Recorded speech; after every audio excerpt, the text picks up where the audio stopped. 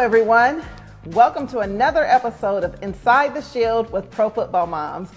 I'm your host, Elisha Jarrett, and along with my co-host, Rob Vaka, we're going to give you another exciting episode, and boy, do we have a treat for you today.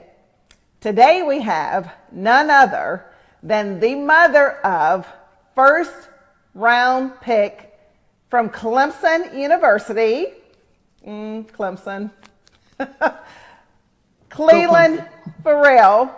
His mother is Miss Faye Ferrell, and we are so excited to have her on the show today, Rob. Faye, welcome. It's great to have you. And anytime we hear the word Clemson, it's like a drinking game around here. When we hear Clemson, we're going to have a drink. You should take a drink. Everybody drinks to Clemson. My daughter is a freshman there this year, so I got the shirt. I wore it for you. I wore it for Elisha, and I wore it for my family. Since I'm writing checks now, I should at least wear the shirt. Go Tigers. Go Tigers. Go Tigers. Go Tigers.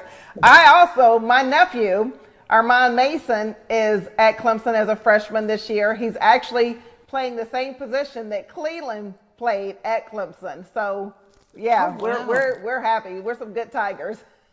Happy Tigers. So thanks again for being with us today. We know that you are getting ready for a game tonight, and we are excited about you being here. Listen, I got the chance to see Clelin spring game and just gave him the biggest hug, and he is just the best guy ever. Listen, you guys are twins. I did not realize how much you two look alike. I'm an identical twin, but you say the same thing. You guys look a lot alike. Faye, tell us, he absolutely had an amazing career at Clemson, but tell us, even before Clemson, when or what did he do that gave you the inkling that he could be playing in the league today? Well, he first started off playing soccer, and he loved to kick the ball and all of that good stuff. And then around about 9, his nephew, which is the same age as him, was playing football, and he just said, "Mom, I just really want to play football. I don't want to play soccer anymore." And those two had dreams together. They always talked about playing at a higher level and all of that great stuff. So his dad brought him his football, and that's what he did. And when he went into 9th grade, to where he actually started playing, not Little League, but 9th grade, he would come home every day. By him being so tall, the coach would tell him, "You're not going to be able to play this position because you stand up too high. However they say, you standing up too high, something." And he would come home every day and get in that backyard and try to get his body as low as to the ground as possible. And I said, well, that is really strange, because he normally don't do stuff like this here, but he wanted to play. And I knew then that he had a passion for the game and for that particular position. He used to love watching Ray Lewis, but and his drive for the game was awesome. He always watched football with his dad. So yeah, we kind of seen it a little earlier than usual. Wow. And listen, I never knew that Ray Lewis was any type of influence on him. Ray Lewis is like my little brother, so I will make sure that Clelin and Ray get together. Right. Yeah, he loved Ray Lewis. I got you on that. So that's funny, Faye, because little boys grow up and they say, "I want to be tall." So here's Clelin. He's growing up and he's tall, and then someone tells him, "Hey man, you got to try to be small." So here he's thinking, "I want to be tall," and someone's telling him he's got to be small. So tell us, what was it like, the journey to Clemson for you, watching your son go from growing up in Richmond to going down south to South Carolina and playing at Clemson? What was that experience like, and did that prepare you to become an NFL mom? Yes, it did. The experience was amazing. I chose to put Clelin in private school, for reasons that I had to myself, and I knew that his academics was going to have to be important. was going to be the main thing, not his skill level in football, but his academics was going to be the main thing. So he went to a private school setting, and he just excelled. He excelled in the football game. It was a smaller football team, so he was able to get a lot of playing time. And in the bigger high schools, if you ain't great, you just not going to get on the field. So as he started to get a little bit better in his craft, I started to notice that, I got to really step up my game and make sure he where he needs to be and get him to some of the places that he needs to come to. But it was great, and at his school, and then coming to Clemson when we went over there to meet those guys, it was awesome. It was the most awesomest thing that we had seen. I'll put it that way. That's the truth. I tell you, Jarrett has been in the league now, Grady, as most people call him. I still call my child Grady or Jarrett. But he's been in the league now 7 years. And coming from Clemson, the two things that Coach Sweeney always did was make sure that they had their academics and that they ate good. And I think he's still doing that today. I actually told him that you were going to be on the show today, and he says hello. Hello, Grady. Listen, Grady's a cook, and he's a very, very good cook. But every now and then he calls Mama, and there's a certain food that he wants me to cook. For Clelin, when he calls you and say, Mama, I'm hungry, and what's that one food that he wants you to cook for him? Roast beef and potatoes and gravy. And I can see that. And I have a story with this. One Sunday, Clelin was maybe about 14, and I decided we went to church every Sunday. I tried to make sure I kept his spiritual side, kept him grounded. One Sunday, I had put a roast beef on the stove one night, and I got up Sunday morning, got ready to go to church. I'm going to let him sleep in. So I get back from church, and I'm looking in the pot, and ain't no roast beef. He was like, and I said, Clelin, what happened? Well, Ma, I thought, when you cook a roast beef, it's big, but by the time you finish, it's done. It's small. He had ate the whole thing. My Sunday dinner had ate the whole thing. And looked at me and told me, Ma, it's not that serious. Yes, it is, because I didn't eat. Because he loves roast beef and potatoes. That is a funny story. Faye, I got to tell you, The whole thing. that story hurts me too, because this morning I was at Clemson, I drove back, and now we're here on the set, and I didn't eat lunch, and now I'm really hungry because you just gave me the roast beef story. And I'll tell you what, roast beef, you talking about roast beef, it's an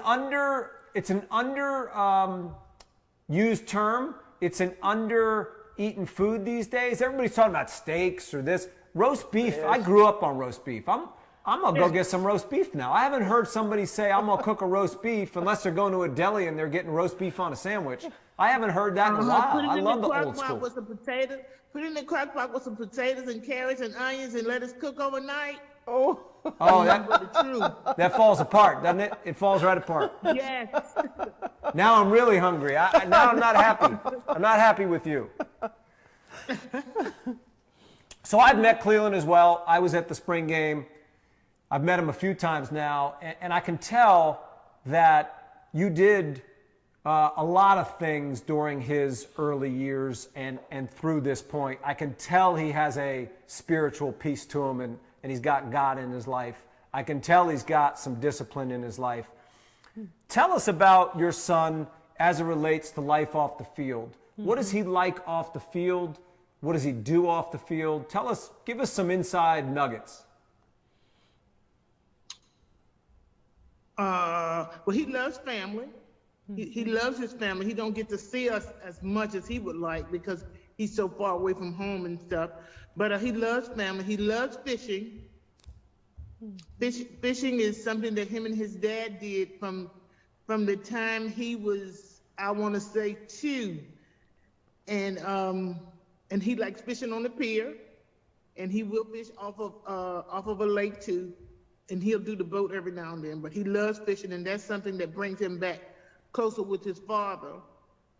Oh, and I got a story to tell you about that. His dad used to take him to fishing all the time, and he would put a grappling, he made sure he wore a belt, put a grappling hook on his belt, and tied the rope to the tree so he wouldn't go in the water.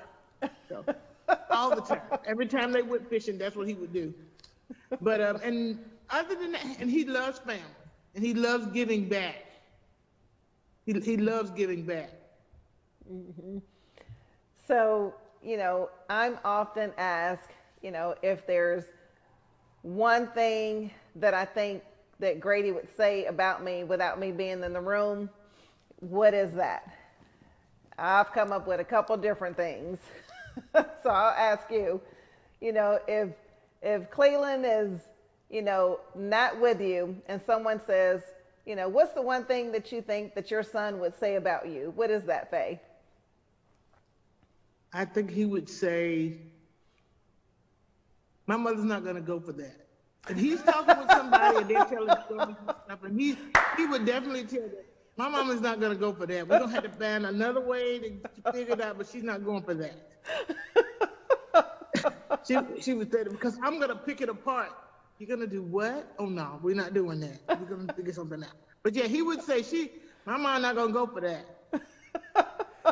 Faye, you know what I like about that? What I like about that is I call that what he has learned, he can bring along with him in the journey of life. Because you know what happens after you get married?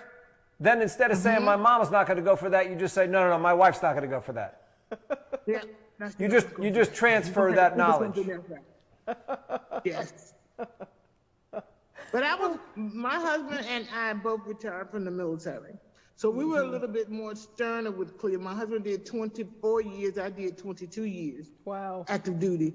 So wow. He was a little bit, and he always tell me, Mom, if I hadn't went to college or whatever, I would have went in the military. And I was like, oh, okay. But yeah, he wasn't strong. His dad was, they were buddies. I was the disciplinarian, I should say. And then Clelin lost his dad at 15. So that was hard for him. That was really, really hard for him. But he was able to overcome it because he had brothers and sisters that was right there for him. For sure. Well, I will definitely want to take this opportunity to tell, you know, you and of course your deceased loved one, thank you so very much for your service. Yes. We certainly appreciate that. Thank you. Absolutely. Absolutely. Listen, talking about, taking care of our boys and making sure that they are good and making sure that they have the right teams around them. Tell us a little bit about the team that you have around Clelin and how you went about choosing that team. I think a lot of the people that's listening would, can gain some information about that. And this was his circle, we should say. Circle. And Clelin, this is, he's still pretty new in the league, and so you may not have your entire team. You could, you probably still dating a little bit and still checking out, doing some due diligence on some people. But tell me, what type of process did you use to set up your team, or the process that you use to, create a team? Well, I said from about the 6th grade, I've always told Clelin, you gotta show me your friends and I'll show you your future. I used to tell him that all the time. Wow. He'll tell you that too. My mama say that all the time. Wow. Show me your friends. I know, Ma. I know what you're saying. I said, and I meant that wholeheartedly. So I made sure he was around good people. People that were gonna go in the same direction that he wanted to go. And building that team was with family, his siblings, two or three of my girlfriends, but that was basically it. If I didn't like his friends, I let him know it. Didn't have no problem letting him know it. Some parents just try to be the friends. I was never that. I used to tell them all the time, me and you ain't friends. Don't get it twisted. And he had a couple of my girlfriends that's here. He could go. They were just like his mother. But just kept him on. I don't want to say the straight and narrow because they're teenagers and they're gonna do whatever they think they can get away with. But I was always right there, right there to pick that thing apart, and he hated it. But I told him, just follow me and we're going to be okay. There you go. You know, and then in raising a teenage boy, you know, I've never told Clelin he was the man of the house since his dad passed. Never put that responsibility on him. Mm-hmm. And it bothers me sometimes to see parents do that because they're not the man of the house. Mm-hmm. You know, at some point in time, we had to try to be, but I tell Clelin I could never be your dad. All I know how to be is your mother. Mm-hmm. That's all I know how to be. Those are the tools that God gave me. Mm-hmm. He didn't give me fatherly qualities. He gave me motherly qualities. So I'm gonna do stuff a little bit over the edge. Uh-huh. But just family and friends, you know, family and trusted friends. And like I say, I'll always tell him, you show me your friends and I'll show you your future. And that's how we did it. So if his friends weren't right, they were his friends, but they weren't my friends. So always skeptical. But I loved his friends. But if they didn't do something wrong, we're not doing that today. Uh-huh. No, you can't go. That's just me. I know. He used to hate me for that. But today and moving forward, he will truly, truly appreciate that. I love that. Show me your friends and I'll show you your future. I love that. Faye, there's so much in the last 5 minutes that you just said. First of all, I want to go back and I want to re-thank you for your service because I don't think people understand. 22 years of your life you gave for our freedom. I'm gonna get that. I'm just gonna get that on my knees right now. I want to thank you for that. Absolutely. So first of all, that's number one. Number two, as Elisha just said, that nugget. I hope people pause and take this in. That nugget, show me your friends and I'll show you your future.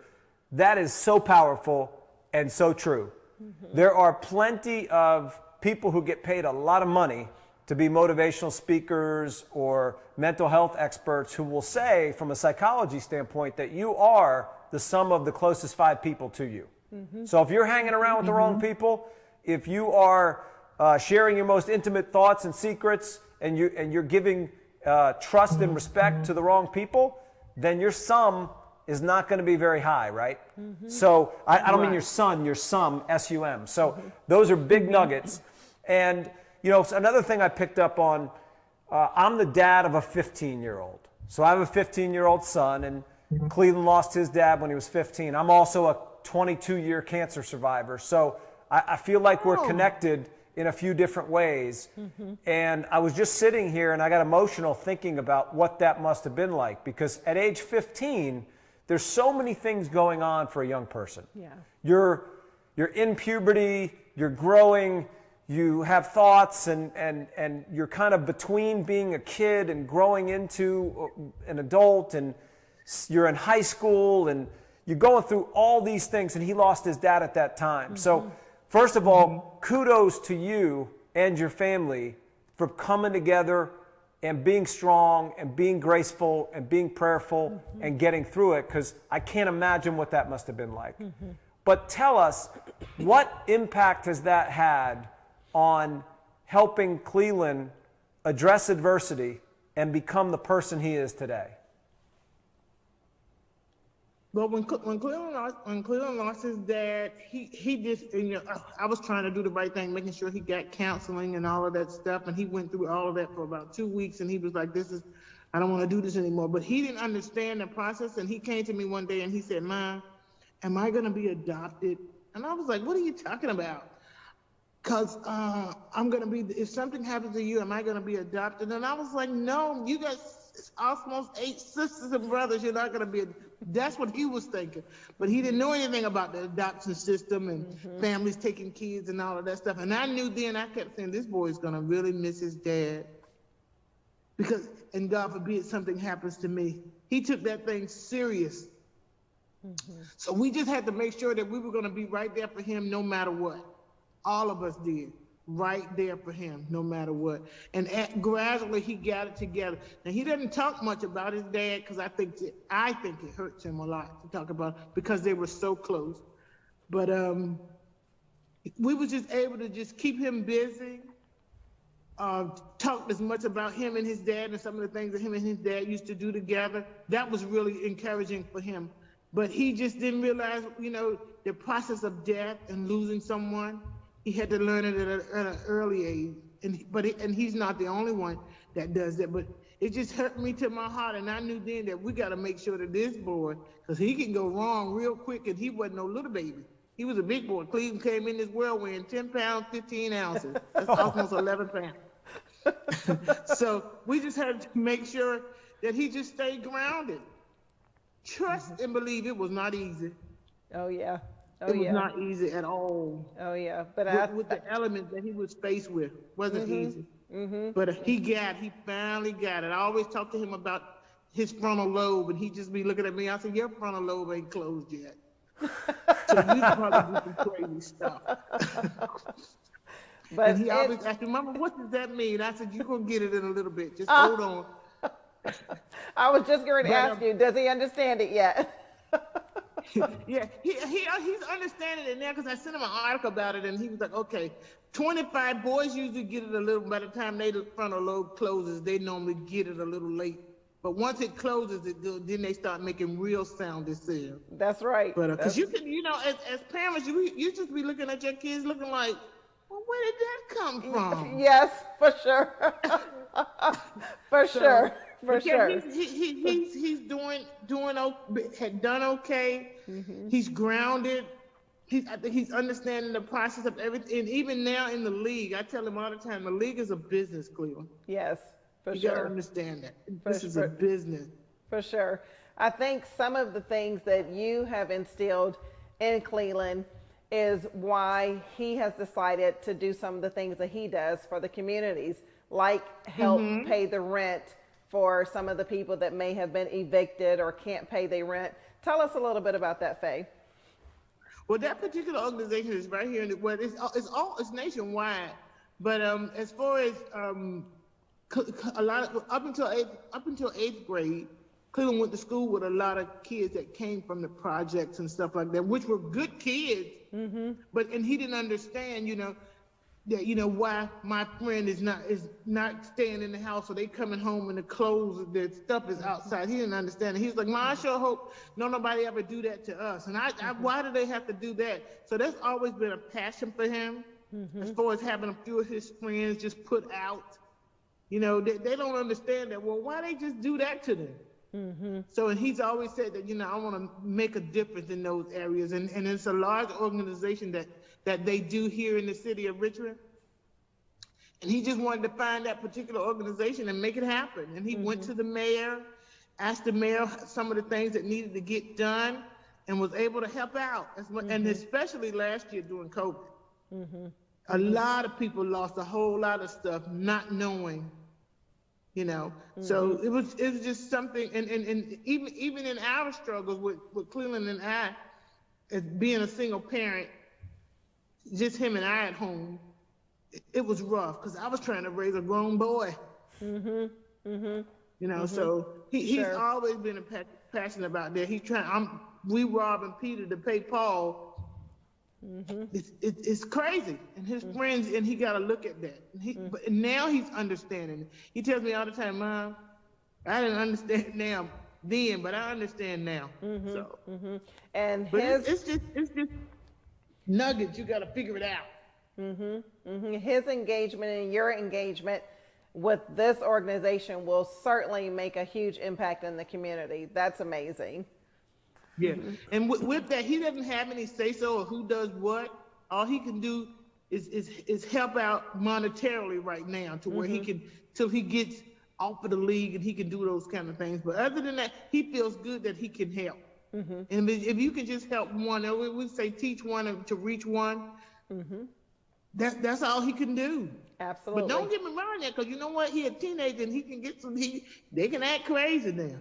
I done been through some changes with that little boy. Nothing big, but they can go off the beaten path every now and then. Now listen, you have already taken me there. You have to tell us one thing that Cleveland would not want you to tell us. That Cleveland would not want you to tell us. One thing. I feel like this is going to be juicy. One Thing. Oh, he was in school. He was in school, and at his school they took their phones if they were using their phones during class. So the first time they took their phone, he was like, "Mom, Miss Manel, they took my phone. Can you come and get it?" And I was like, "No, I'm not coming out there to get it, but I'll come get it when I pick you up." So I got the phone. Next time they took the phone again. So he said, are you gonna go out there and get my phone? No, I'm not. Took a whole week for me to go get that phone. But that ain't the kicker. The kicker was he did it again. So I told the lady, "Can you give him the phone and bring it home?" And I took the phone and threw it down the street and just broke it all up. And he looked at me and you'd have thought that the world had came to an end. And I was like, for one thing, I paid for the phone. I got insurance, but he didn't realize that at the time that I could just call the insurance, pay the extra money, and get a new phone. But he didn't see that part. But I said, I'm going to really have to show this boy that I'm not playing with him. So I took the whole phone and threw it down the street. So That's good. He remembers. Now he really remembers that. He was like, "Oh my God, you took my whole phone." Because I got to work every day. I can't be coming out here and get no phone for you. Say, this is straight up entertainment. Are we paying you for this? No. Do you have a weekly stand-up comedy routine you're doing up there in Richmond? No, I don't. I need to be your agent. Love that boy. My favorite is still, nah, my mom's not gonna go for that. Yeah. That's gonna be my favorite. And he'll say it in a minute. No, she's not going for that. We're gonna have to figure something out because My second favorite is the frontal lobe is not closed. yes. And for whatever reason, I cannot get roast beef I can't get that out of my mind. So those are the three things I'm gonna leave with. Mama's not going for that. Frontal lobe is not closed, and I need me some roast beef. As we start to wrap up, Faye, sounds like Clelin is using these moments in his life, right? And I personally have gone through pain. I think we all have. I like to say to anybody who's our age that if you haven't had physical cancer, you've had some sort of cancer in your life, and you've had to overcome adversity. You've had to navigate. You've had pain. Sounds like Clelin has taken that with your help and the help of your family, and he's overcome and he's overcoming. And he sounds like a giver, as you said. Tell us what you see his legacy being after football's gone, with whatever he does next. What will his legacy be?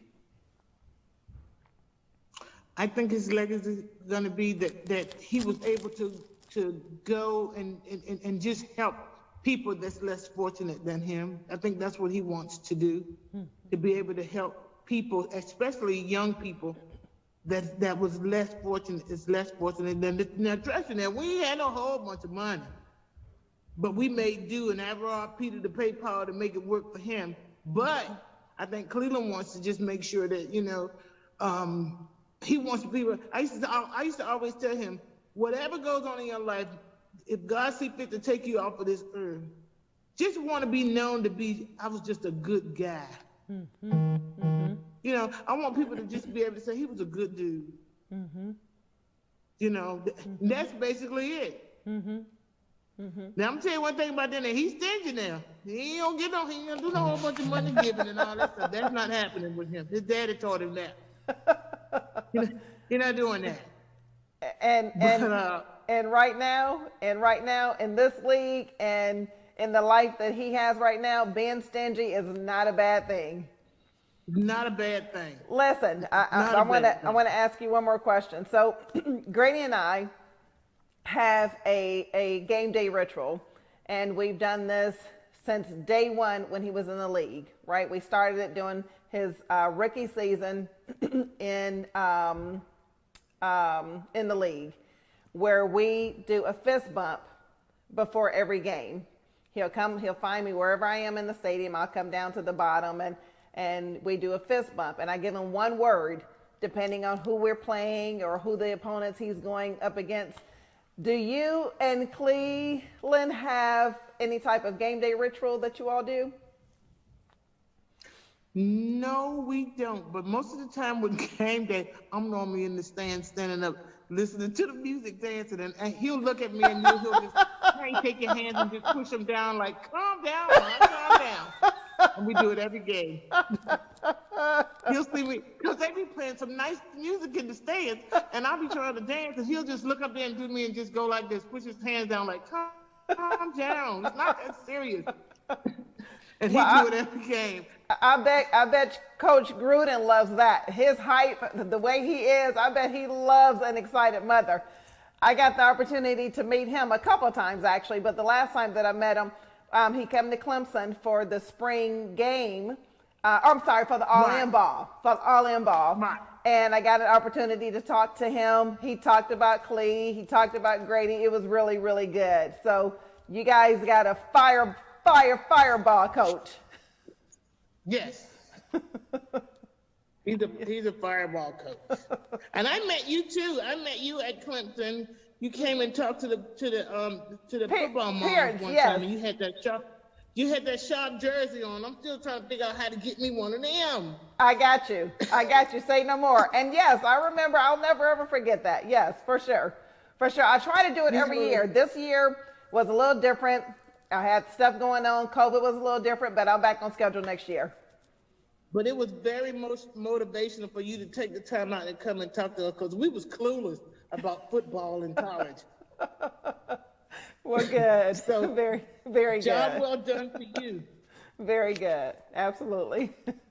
Faye, it was an absolute delight to spend this time with you. This is the funnest. This has been the funnest part of my day, for sure. Yes, for sure. This was amazing. We thank you for your time. Again, we thank you for your service. Congratulations to Clelin. Good luck to Clelin and the family for the rest of the season. And I'm one phone call away. Most definitely. Thank you guys so much. Glad to see you still here. Oh, because survivorship. I'm proud of you. Amen. Absolutely. Much love to you. Absolutely. You guys take care.